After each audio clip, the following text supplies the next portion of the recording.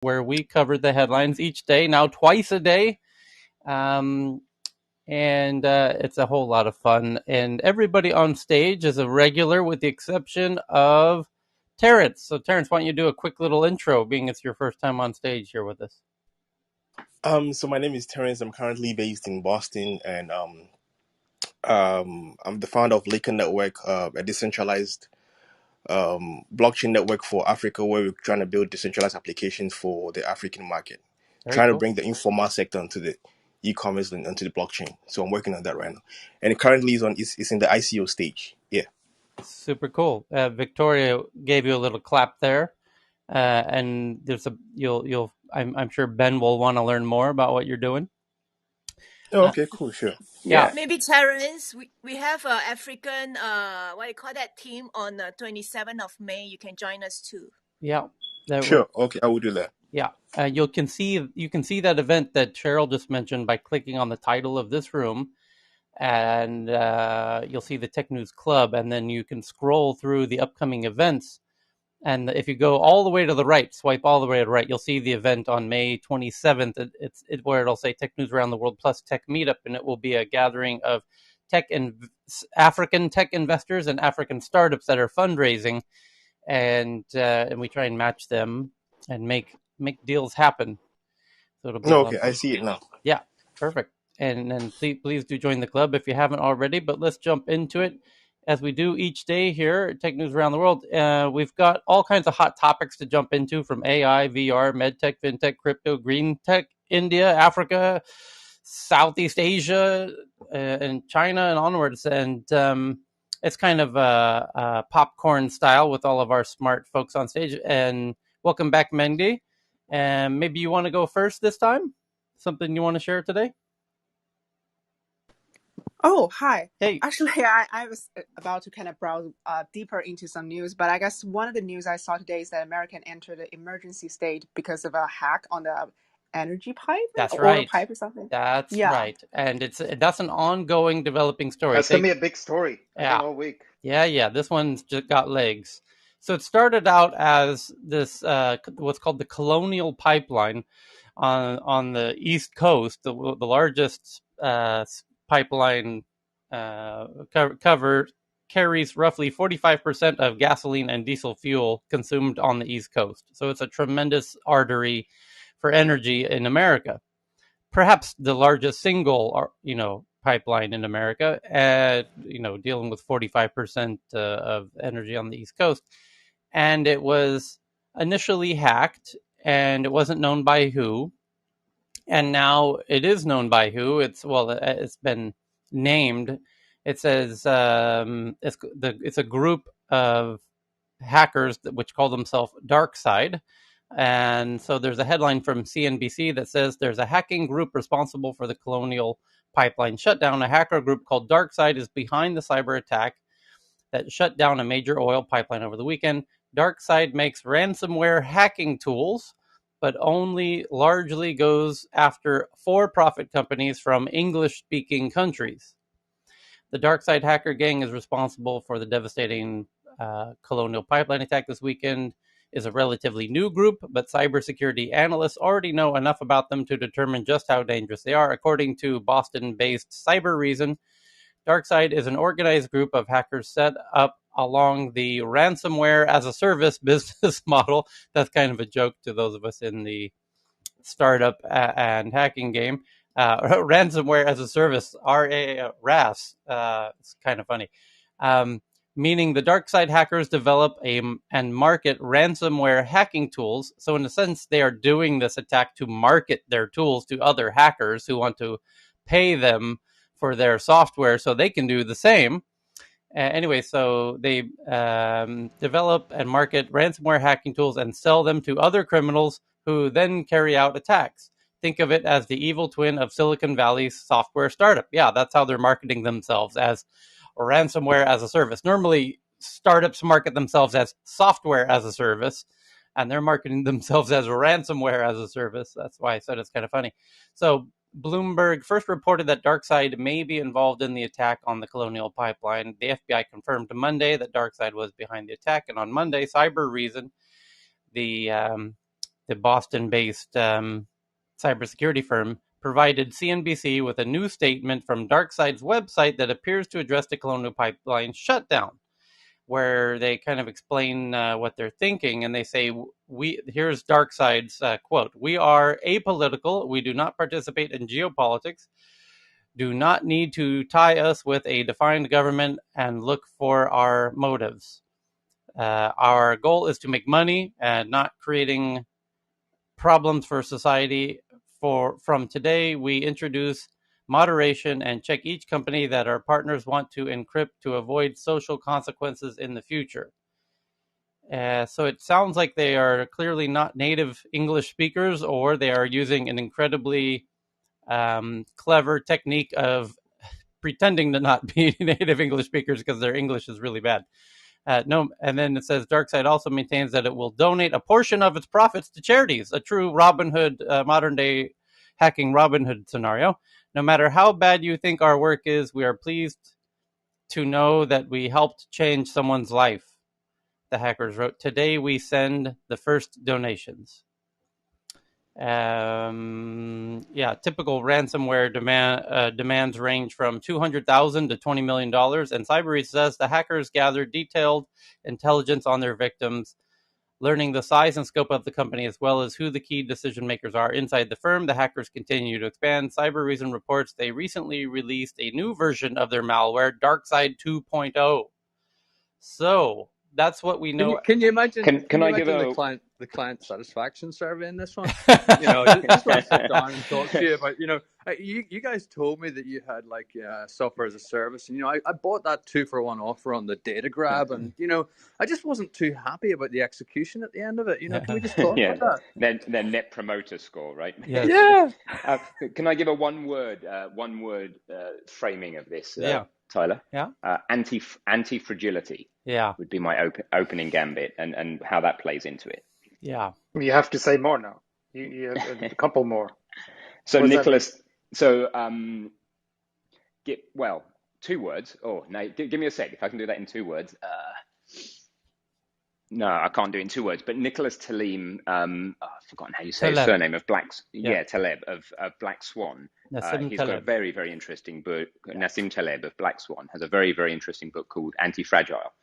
And he talks about the difference between robustness on one end of things. So a diamond is pretty robust until it isn't, until you hit it hard enough. And the opposite of robust, or the opposite of fragile. So you've got on one end of the scale, you've got robust, right, like a diamond. On the other end, you've got fragile, like like a wine glass. And there is another concept, which is anti-fragility, which is that a system gets stronger when it is attacked. Now, the economic system is a little bit like that. Military units can be a little bit like that. A lot of natural systems are like that. The body, to some extent, is like that. You take a small enough amount of something like COVID in, your body may develop immunity rather than getting worse for it, right? So that's the concept of anti-fragility. And I think this might be behind what they're saying. The whole concept of some of the grey and black hat hackers is that it's actually a service to society to put pressure on these systems, and that's going to be better. Now, obviously, the people who are subject to these attacks don't necessarily agree, but it is a very interesting area. I've got another story as well from Cisco here in the UK, which I can share later on if people are interested, about something that nearly brought the internet down a few years ago. But we'll save that for later on if you're interested. There's a bit of an update that just digging a little bit here. Apparently, the FBI is now assuming that the DarkSide team, the core bit of the team, is based out of Eastern Europe, which fits with their language style. Anyways, Russia. They say it's Russia. This says Eastern Europe. I can send you the article from NHK. No doubt there are Russian folks involved, but but time will tell. It's ultimately not that important. But unless they do manage to connect it to the Kremlin in some capacity. What's the other interesting bit here is that apparently the Wall Street Journal is reporting that they are substantially restoring operational service by the end of the week, and that makes sense because ultimately oil pipelines are not they have digital control mechanisms that control the valves and whatnot, but these are physical. It's a physical pipeline, which you can rip out the digital connections and replace them essentially without too much of a headache. Within a few days, which is what they're rather than paying kind of cyber criminals to encourage them to do more attacks. They're just going to disconnect every digital system that connects to the physical system of the pipeline and replace all of the digital stuff with new digital stuff that hasn't been infected. So with hopefully better protection next time around. Yep. Can I jump in there, Tyler? Yeah, go ahead. I just want to say that I know we use the word hack in this situation, but it's definitely, from the government standpoint, this is definitely not. This is a state attack with a physical consequence, so to speak. And so, it's interesting to see how the FBI and then the NSA and the CIA, and then, they may even deploy forces. They'll start working up some packages to start to figure out who these people are as they traverse the globe to find them, because this is a pretty Marvin, serious. just as a thing, what are the data points, if you like, just Yeah. intuition So that tells you that it's a state attack? Yeah. So because nobody's in the mainstream is reporting that. So yeah, and they're not going to, right? That's the whole yeah, point. no, I understand. But what are your data points? But the main point is that the accuracy of the attack is one that starts to get on the radar. And when you think about what's been reported as a hack, and then these guys are putting out this messaging, right? These are all you might go Terracell, you might go Skate, but fundamentally, the amount of work that it took them to coordinate their activities is what the government is really interested in. So there's signatures in cyberspace that are making it difficult to find them. That's another layer of what the government is interested in, as to how they did that, and keeping their anonymity. Tough word, sorry.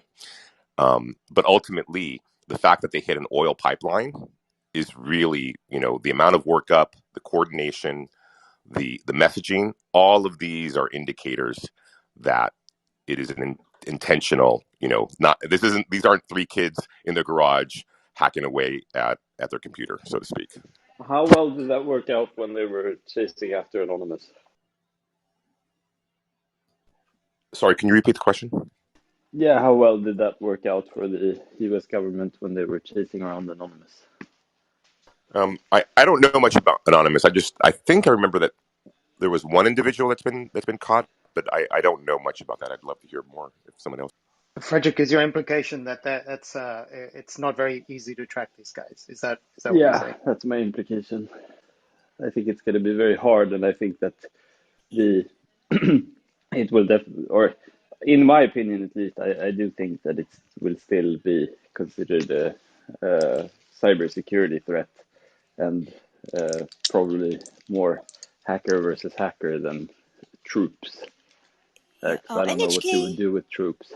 Mm-hmm. Yeah, I got your NHK will. Yeah, Tyler, you read it? Yeah, I have it here. So NHK in Japan is kind of the BBC of Japan is saying it's a Russian. They're labeling it as a Russian group. And I'll read a little bit from the NHK version. It says the English version of NHK says the FBI says Russian group DarkSide was behind a cyber attack last week. The FBI said in a statement on Monday that it has confirmed that DarkSide ransomware is responsible for the pipeline. Yeah, just interesting that they're labeling it as Russian. That's kind of the only additional point in that. Yeah, but they say there is no evidence is from the Russian government. It's just say that it's originated from that country, but it didn't mention that it's the Russian government. Yeah, according to the Joe Biden said that. Biden said there was no evidence that the Russian government was involved, although the actors originated in the country. He added that Moscow has some responsibility to deal with the cyber attack. Is the language from the NHK version. Oh, yeah. All I know is that right now, on the SIPRNet, you'd be reading all kinds of reports from different repositories talking about the event and what they know. Yeah. So I would love to be able to have access right now, because this is a big deal, folks. When it hits the physical pipeline, that's different than moving money, right? Yeah, This is I'll try national security. because this is an ongoing story. I do have a friend who has joined some of my events from time to time, named Franz, who's widely regarded as one of the top 3 hackers in the world. He's one of the few multimillionaire hackers who wins lots of huge prizes when there's contests for these things. And he's based in Stockholm, and I'll see if we could get him. And the most elite hackers know each other generally in some capacity, either through their pseudonymous, tags. They haven't necessarily met in person. In fact, they rarely do. But they have a familiarity, kind of online fraternity of sorts, because it's almost exclusively gentlemen. But they also do go to the same conferences. Yeah, they do attend physical conferences, although even there they are careful with their identities, because those conferences are also highly attended by intelligence agents. But Tyler, it might be a good time just to share the 3 broad strokes of hackers: white, grey, and black hat. Is it just worth for the audience knowing? So just in very broad terms, you've got white hat, which are people who find vulnerabilities and let the relevant people know about them, let the world know about them. So here's a problem, you may want to fix it. Then you've got black hat, who just say, here's a problem, let's exploit it. They may be anonymous or not anonymous. So that's like what's going on here. They just find a problem and cause mayhem. And then you've got in the middle grey hat, which the general modus operandi is, here's a problem, you've got X amount of time to fix it before we tell the world, which is quite interesting. And following off that middle mode, I've got a pretty interesting near miss story from Citrix, if you'd like me to share it at some point. It nearly took out half the servers on the internet. Which just before you do that, I just want to just before you do that, just while you're talking about hats, I want to just say one thing I noticed out there, Tyler, is that a lot more party hats today. Which is welcome everyone. Which is great. Your new party hat. I make the assumption that many of you will be Android users that have just come on because it's been a spike in people in the last day or two. So welcome to this space, this club. And Tyler will do a reset very soon. He drives this discussion, but I just wanted to welcome all the people with party hats. And if you put a couple of lines in your bio, you can be pulled up onto this stage anytime. Just raise your hand. Yep. Thanks for that, Cal. Go ahead. Sorry. And you have found one of the best rooms in Clubhouse, guys. We're not just saying that. These guys are awesome. So briefly then, this story was fascinating. I went to Citrix in Cambridge in the UK here, maybe 6 years ago for some business work. And somehow they just very quickly ended up chatting about something that happened, which is that Citrix run things called hypervisors, which are responsible for technology behind a lot of the servers on the internet. And they had a grey hat, with given that frame that the grey hats are people that find a problem and then give you a deadline. They had a grey hat come along and say to them, we found a very root issue with your hypervisor servers. What it basically was is that you could do something that made the hypervisor, that made this server reboot.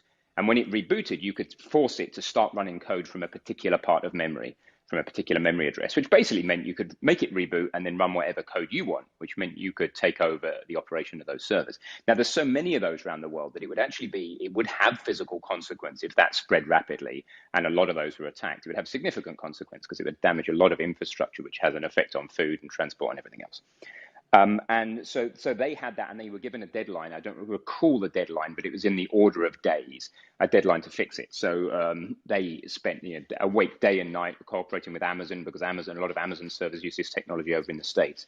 They managed to fix it just at the last minute, but the way they had to fix it, the only way they could fix it quick enough before these grey hat hackers published the vulnerability to the world very openly, was to basically engineer a virus that they then had to release around the hypervisor. So that was fascinating to listen to, and the guy who had to make the decision to release that was pretty nervous at the time.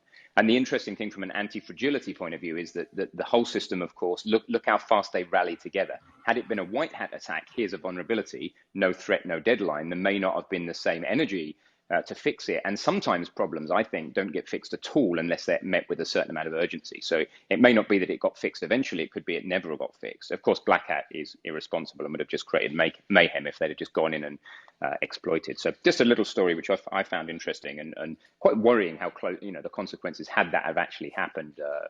Little story that went under the radar anyway. Yeah. I'm Ben. I'm done. Thanks, Ben.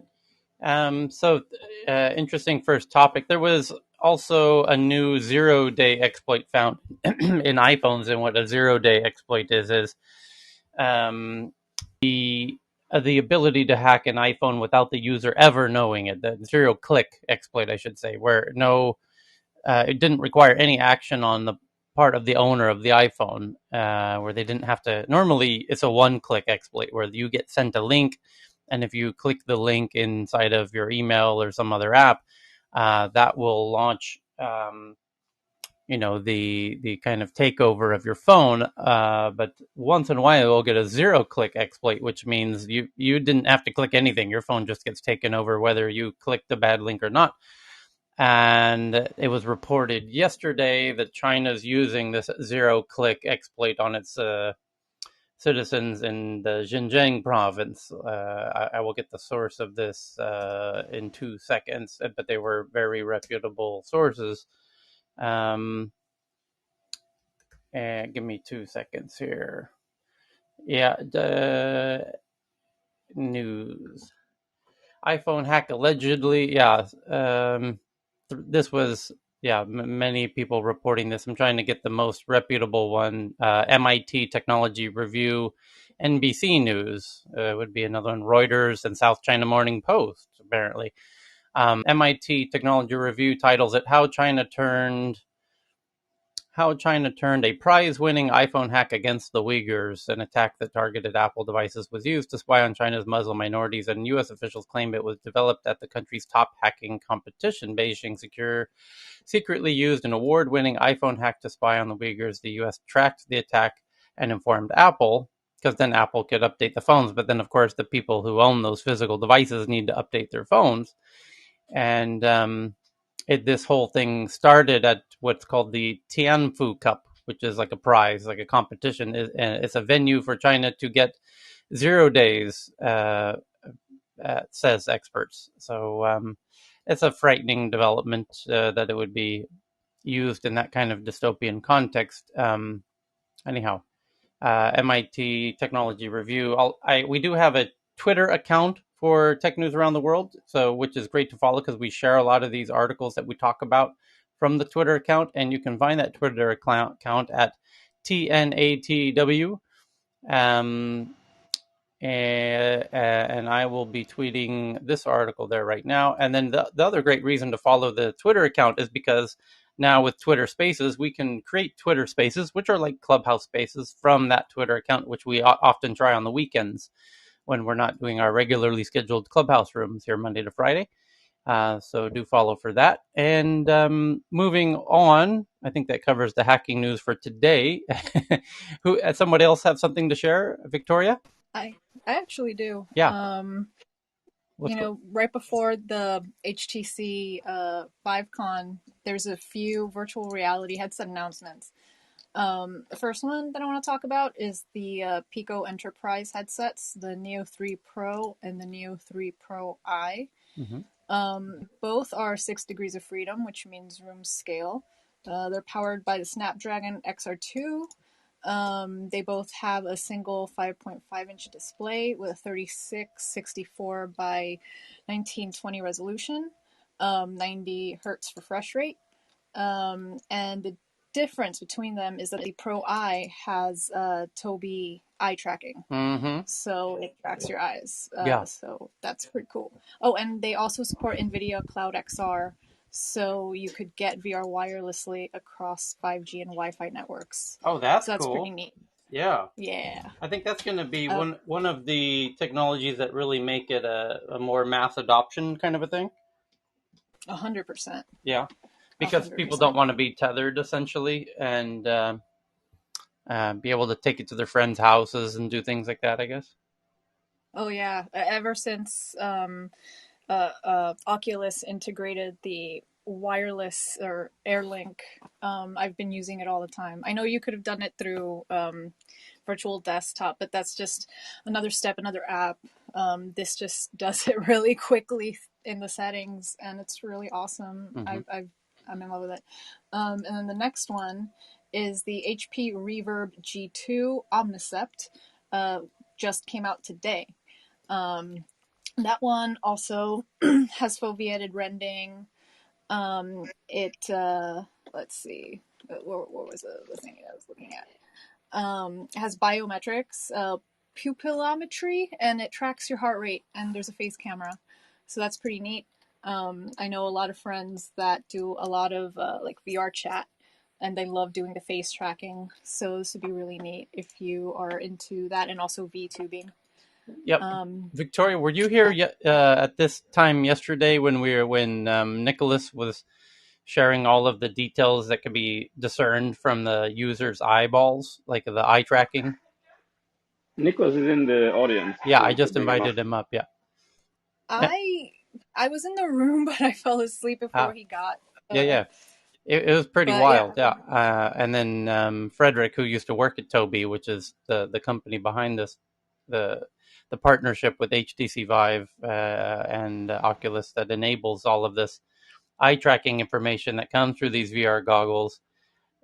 I'm still kind of shook by this realization, and coupled by the fact that Facebook is requiring people connect the device to the account, and just the whole concept that the major ad platforms, like Google is the biggest ad platform, Facebook is one of the biggest ad platforms, and then now Apple is, as we will cover very soon today, I'm sure, is busy developing their own major ad platform, and they also happen to be, the strong players in this space of VR, AR. And how those two things fit together very nicely in a way that I didn't previously understand, especially once you factor in this Tobii eye tracking stuff and how much information is discernible from people's eyes. It's truly mind blowing what